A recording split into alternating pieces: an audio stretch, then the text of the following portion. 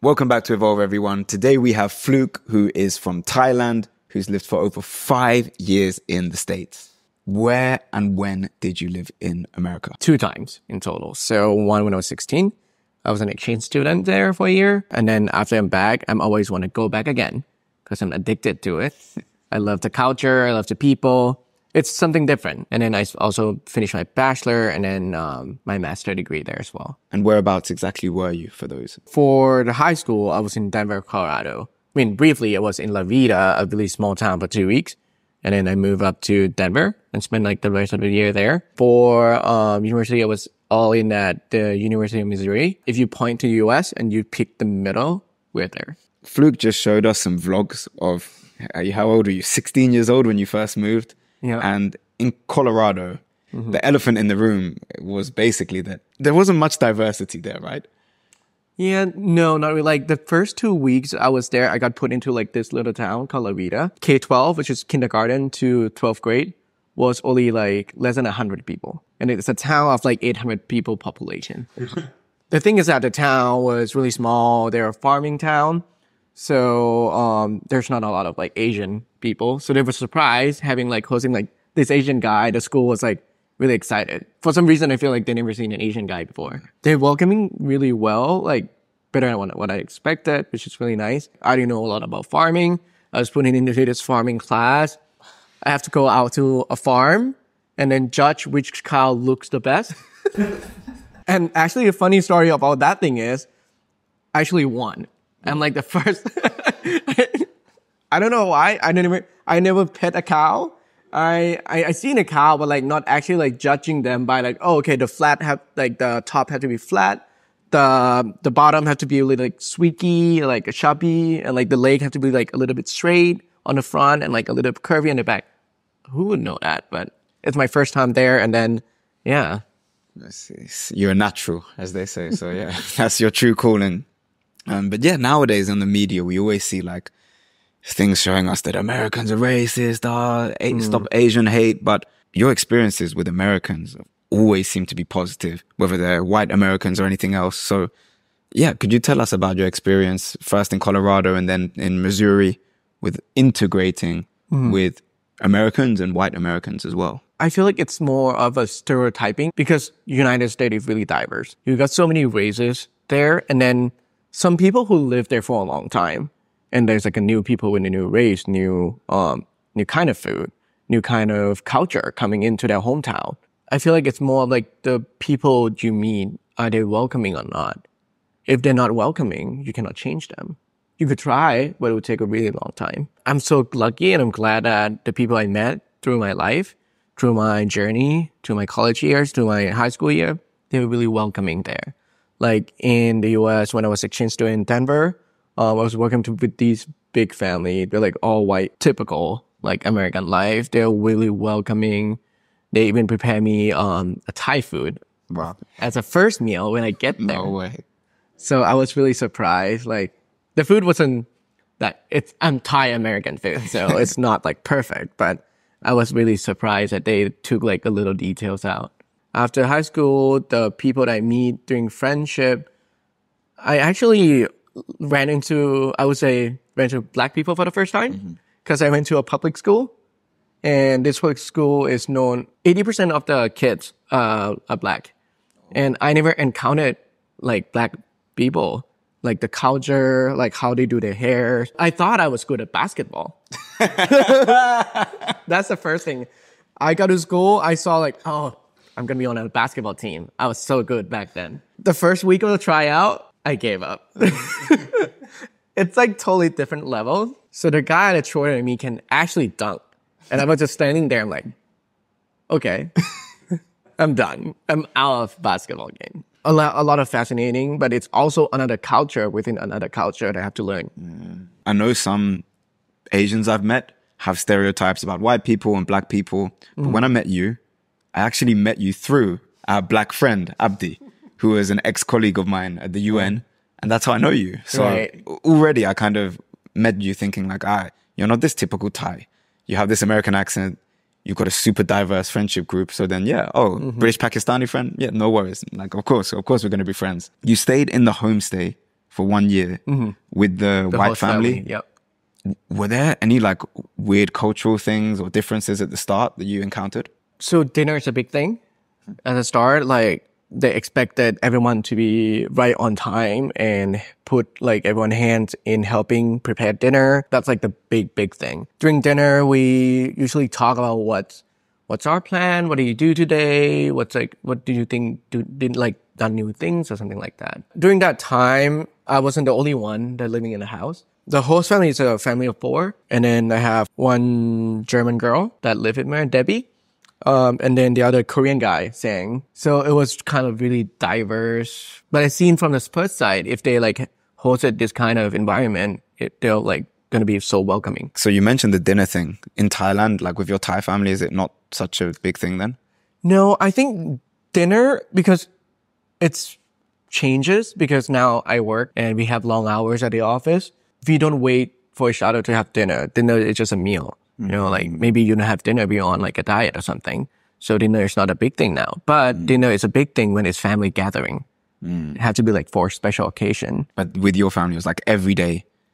With the American family, you go, you sit down. Yeah, after school, every day you sat down. Dad helped prepare the meals, Dirk. Yeah. Did people ever ask any crazy things about Thailand because you're in high school, you know, kids like, did they ever say any stupid stuff or like? Before we go, the organization prepares us for like some popular random weird question. They were like, oh, do you ride elephant to school? Or like, do you have Wi-Fi there? Like those would be like a question. And they prepare us because they know like through generation, through like every year, exchange student have like, people going to have like different perspective of Thailand. They never been to Thailand. They don't know where Thailand is. They only know us to mostly food. So they don't know how Thailand is quite developed comparing to all the nations around us. Another funny thing that they prepare for is to change some of our names. So I have a friend that going on a trip with me. One is named, the other name. Okay, and it's like, that was problem for the TSA. The first day you arrive, you got to change your name. Oh my goodness. Okay. And that's a really common name in Thailand too. What is? Like, that's a really common name to have in Thailand. I even have when I was a kid, I even have a friend, named, Chair. Yeah. Chair and a brother named Table. Like looking back, it's funny now because I travel the world and I know the name, a lot of like naming convention now. But looking back, it's like, oh yeah, interesting. But I think to clarify, Thai people have an official name that derives usually from Sanskrit, but they never really call themselves that in day-to-day life. So they'll have an English, often an English nickname that can be completely random. And my favorite one is Penguin.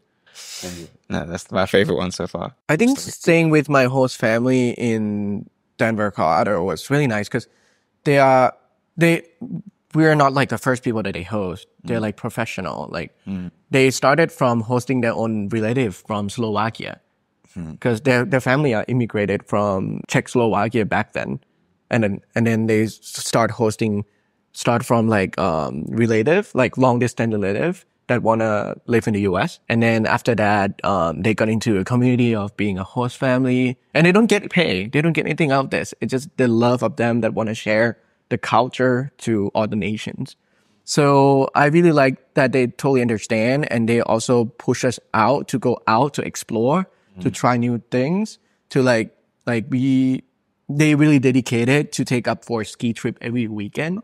Like it's a 2-hour drive, but they always plan as a trip, attraction, extra curriculum activities like every weekend.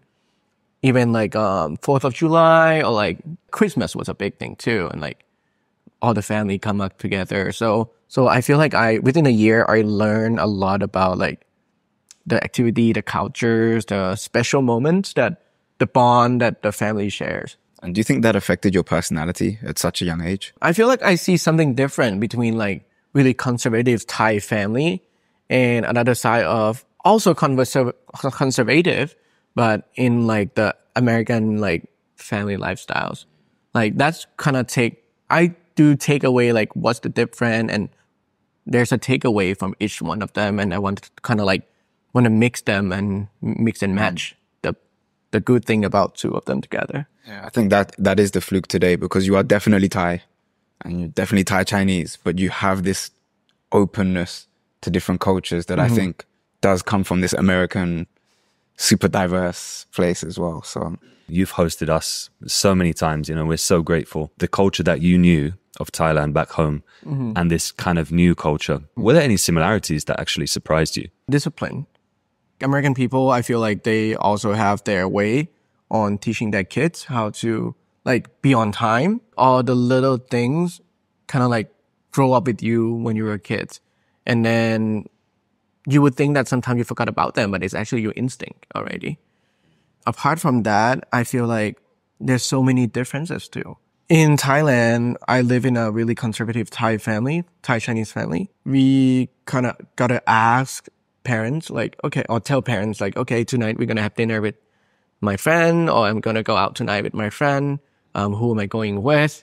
Even though if I stay later in the night, they're going to have call me and like, hey, it's time to come home. Like, where are you? But in the US, the freedom is real freedom. The parents don't worry about you. They let you go out. They let you explore because they know that at the end of the day, you come back and they've been there before. You know, it's like they know that they've done this before.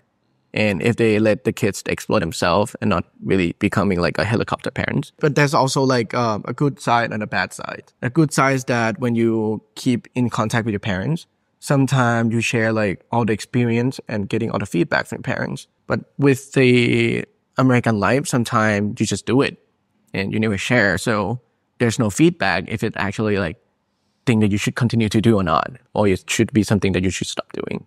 Was that difficult for you to adjust to, coming from such a conservative background? I don't have to adjust to anything. It's more freedom that I earn. Like, it's more freedom for me. Like, I actually blend into the culture really well that I didn't answer my dad, like, because back then it was emailing and like Line was just a new thing. I wasn't emailing him back. He didn't get like anything from me. So he was really worried. He called into the house. My host family picked it up and he was like, please tell Fluke to like email us back or like Skype us back because we haven't heard from him for like a week now. I was enjoying myself so much because I was in like this little box that I always get home to see my dad, my mom every day. They took me to places and I never go hang out with a lot of friends. I never have like sleepovers, party night or like a popcorn, like watching movies. We don't have Netflix back then, but it was like DVD. And did that change you in any way? Well, for the high school life, yes, a lot of things changes.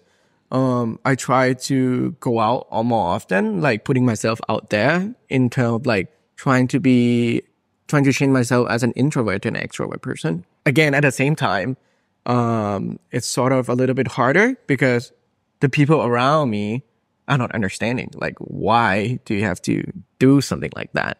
Why do you have to go hang out? Why do you have to why can't you just be the same Fluke before you left? Even though the values of like American girls love like a tan guy, you gotta have a tan skin. So I got really tan. I put myself out. I tried, okay, so the value of being like smart in Thailand was to be really white, really pale skin. But when you get there, it's different thing. So when I was in the US, I was like, okay, I'm going to go like swim. I'm going to hike. I'm not going to put any sunscreen on. I got back really tan. My mom was surprised when I get back. She was like, what is this? Like, what happened to you? it links to what I want to say actually, because there's different beauty standards, but also parents express their love in different ways based on the different culture. I learned being in like Japan, for example, some of my friends told me that they don't really speak much to their fathers. Their fathers are just always at work. But that's their expression of love, like earning the money in the office, and just being able to provide for them, like schools and holidays. That's their love. When, you know, I've been out with you many times, or in your car and you get a call from your dad most of the time. I still do. Yeah, that's it. Like that's his expression of love, in the same way that for that American family, their expression of love is giving the child the freedom. Right. So it's not like one culture's better or worse. It's just love is expressed in different ways. And before we move on, just to mention then that this initiative was Youth for Understanding. Is that what it's called? YFU? YFU. Which is an organization that... It was started around like after World War II. It originally was an organization that want to send German kids to the States and then the US kids to Germany because they want to improve the relationship between countries. And for the easiest way to do is for the new generation to close the gap together. And it's awesome because you had experiences with Germans, Asians, Americans, all together from such a young age. I think it definitely affected your openness to other people compared to some of the other Thais who are a little bit more hesitant, let's say. After your exchange year, you went back to Thailand for a couple years?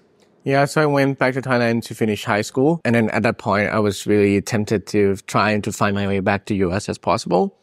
But because of my disconnected Skype line with my dad and a lot of things, he wanted a little bit discipline me. So we struck a deal that, okay, I'll spend my 2 years in Thai university and then I spend the rest in the US. So that was the deal from the start. So fast forward to my junior year of college, I moved from Bangkok to University of Missouri, Mizzou. And then that's my start of the life in the US for 4 years. So originally when I moved there, the first 2 weeks, because I have no one there. And then I was the only one of my class because the one before me was 3 guys.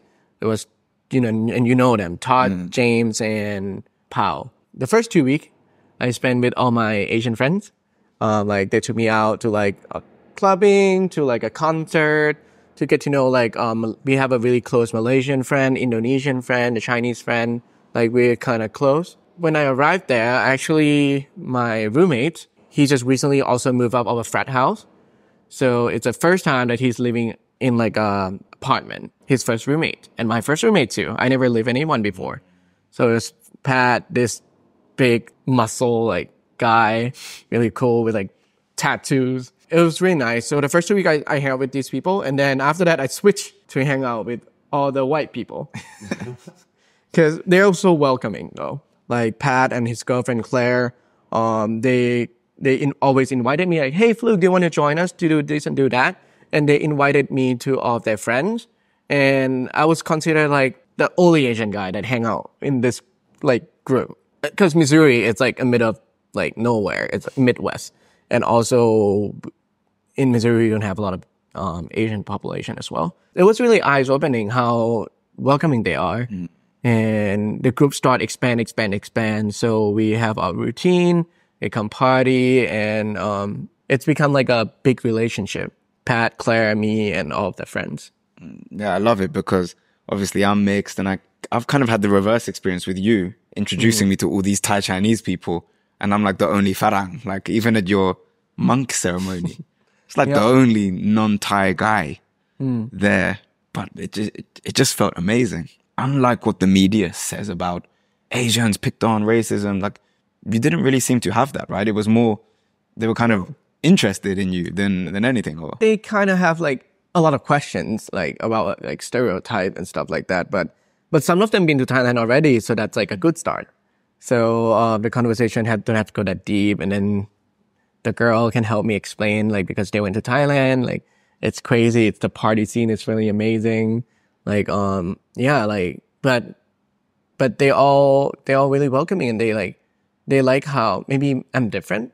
I treat people like really nice. I'm not like aggressive, like in terms of like another like not like American guys who like really coming in to the room and really get aggressive like that. It's really welcoming on term of there's always like a family, like dad's weekend, mom's weekend. Their parents come as well. They took me out to dinner. They consider me one, it sounds weird, but they consider me one of their kids too. So we go out like dad weekend. I would get invited to go out with Pat's dad and like join the other people, like all Pat friends with all the dads. And then that's me. And I'm really close to all the girls as well, because I used to have like a bunch of girl as a friend in high school too. So I get along with them really well. So on mom weekend, it would be the same thing. It's just mom, all the girls, and Fluke. No way. So yeah, so that's why like I kind of bridged the gap and I got like two experiences and the parents really like me, I think. So I hang out with the parents a lot and then like they drink with us, you know, like it's different than like a Thai family or Thai culture that parents usually like not drinking with you. They don't hang out with you. They don't talk about like who's dating who with you. But in the US culture, they are more freely open up. So parents took shot with us. Parents like chuck a beer with us. I feel like they treated their kids as their friend more than like a kid that had to be disciplined, which is really welcoming, eyes opening, and then really, really fun to be in that spot and grateful for it. I mean, you definitely have an ability to mix with different types of people. You know, for me, again, I'm not American. I'm a British guy. I'm half Pakistani, completely different. I met you through Abdi, who's Somali. You know, so where do you think you got this openness and ability to just kind of feel comfortable around different people from? It's a thing like if you're nice to other, they're gonna be nice to you back. And I love to make friends. I love to know people. I love to know the culture. Like, and me experience a lot of culture actually like open up to me because you know what's good to pick from those cultures. And just like you, when you meet like a lot of people, you already been to so many countries and you blend in really nice as well. So like, you know, the local greeting, you know, the local language, you know, the local like little tips and tricks. So when you meet those people from those countries, you can, you know what, how to greet. And suddenly, if you greet them in their own native language, I mean, not for the American, that's hello, but if you treat them in their own native language, like Korean, Japanese, they already like buy into you, you know, they already like thought of you as one of them. What shows this so well is that recently you were just back in the States after 8 years ago as a groomsman for one of your friends' weddings, right? So it's back to Pat and Claire. When I get there, they would just start dating. I think it's like their first year dating. And fast forward 9, almost 10 years, we hang out through college, like as a really good friend. And I tend to go back to the States once every year to keep like trip as a trip and like meet all my good friends from college. Last year I went back. I got a surprise from Pat. He showed up at an Italian restaurant with a bottle of whiskey and a bag of cigars, which is all the thing that he loved. And he's like, will you be my groomsman in my wedding? And I was like, how can I say no? Like, even though it's like across the globe, I'm gonna come for you guys. You gotta be my friend for almost a decade. Wow. Like, I know you're all parents. I all know your siblings. I know, and we all know your friends. So I was recently in Clearwater, Florida in May. It was a little catching up, but it was really overwhelming seeing like the couple that started my American journey basically in college, from dating to getting married.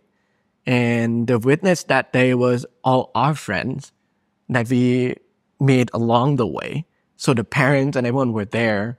It was like 5 years later after I moved back, and that special weekend was like, I'm back in that life again for a couple of days, which is like crazy, crazy amazing. I wanted to ask you about some standout memories or just amazing experiences that really come to your mind when you think of your time in America. Festivals, like a festive events out of college. New exploration with friends. I think those are like the great memories with friends, doing something right or doing something wrong. That's how a great moment. Mardi Gras was one of my favorite moments too. So Rachel, one of our good friends, Pat and Claire friends as well. So the family are really close to us, the hostie, and they always host events in St. Louis, or they have a lake house too. So it's like our comfort zone when there's like even like Mardi Gras or concert or like any special event. They'll be hosting a big, great moments there. And then the lake house as well. It's like a perfect place for us to party and get crazy and become friends with more people. Like we become closer. We know each other more and we make more friends. As somebody now who's traveled to many places, I really have learned to respect and appreciate differences between cultures. And instead of looking at a different culture and saying, oh my God, look how they do it, it's so different. It's more like, why did they do it that way? Oh, that's really interesting. Actually, I really like that. I think we should learn from that. We can all be scared to go to a new place, or we can go with open eyes and an open mind. To people who haven't traveled that much, what advice would you give them? Learn about the country. Do like a quick study of how people behave, their behavior, on how they greet, how the norms are. Like I always do on new countries, like maybe like just a little things like how the tipping works. Even that, like, do you tip? Is the tip, some country tipping mean like in Japan, it's not a tipping culture. If you tip them, it's rude to tips, but other country, it's more of accepting. But these little thing, you think it's normal for you, but I think it's good to learn first and become friends with locals. Go to a cool bars, go to a local bars, make some friends and have a conversation with them. The next thing you know, you'll become friends and you're getting a guide that's even better than TripAdvisor. Like put yourself out there, be friendly and keep you open-minded, but also be careful because you never know what's their intention as well. So have fun, but still watch your surroundings. It seems that fear tends to stick in people's minds quite easily. Do you think people should be scared to travel to other countries? No. I mean, I've been to so many places that say quite dangerous. I mean, places have some beautiful and dangerous at the same time. Every places, they have their upside, they have the downside. Bangkok have their upside and downside. Also, the US have upside and downside. It's you that control. Like, are you going to be a part of the dark side? Are you going to be part of the bright side? It's you that's choosing. It's not the country. It's you. I've been to like Chile, Argentina. People say it's scary. It's not. I met so beautiful people. I met so cool people that helped me along the way. I've been to like a really nice city like New York, but I ran to like a really bad experience. Like that happens. I had the same experience in South America because I've been to Colombia twice now, some other places too. But yeah, whenever I tell people I was in Colombia, I'd say 80% of the time the response is, oh my God, isn't it really dangerous? Like, actually, it's beautiful. For me, it was really like stopping to drink that makes me feel more comfortable because you're close with those university friends, you can trust them. Right. But if you're alone in another environment and you're drunk, you are probably way more vulnerable about your surroundings. Right. And, you know, it could be a bar that you go to meet some people. Nowadays, I don't drink. I still go to bars, of course. You know, as Fluke knows, you know, I have the soda water or the mocktail, but even other hobbies that you have. Like I've been boxing recently, so in Phuket, in the gym.